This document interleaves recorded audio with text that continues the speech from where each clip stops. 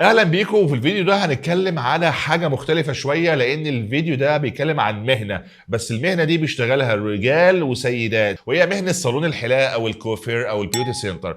عايزين مع بعض نشوف كل واحده من دول ازاي نطقها بالانجلش ومعناها ايه. اول حاجه لو هنبدا بالكوافير او البيوتي سنتر، في ناس بتقولها بيوتي سنتر، في ناس بتقولها بيوتي صالون، في ناس بتقولها بيوتي هاوس، في ناس بتقولها ميك اب ستوديو. عايزين بقى نعرف نطق الكلمه دي. اول حاجه كلمه بيوتي ما اسمهاش بيوتي، اسمها بيوتي.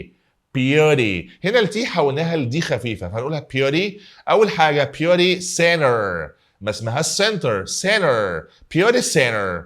تاني واحده ما اسمهاش بيوتي صالون، اسمها بيوري سالون، سالون، بيوري سالون.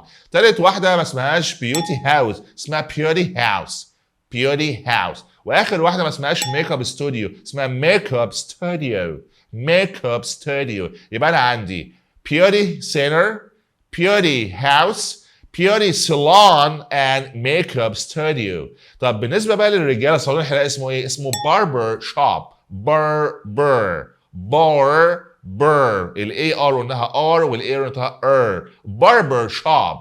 Barber Shop. يبقى أنا عندي Beauty Salon, Beauty House, Beauty Center, ميك اب ستوديو. او الرجاله صالون الحلاقه اسمه باربر شوب. طب مصفف الشعر اسمه ايه؟ اسمه هير دريسر، هير دريسر، هير دريسر. وده كان فيديو النهارده الخاص بصالونات الحلاقه او البيوتي سنترز. انا احمد صار and thank you so much.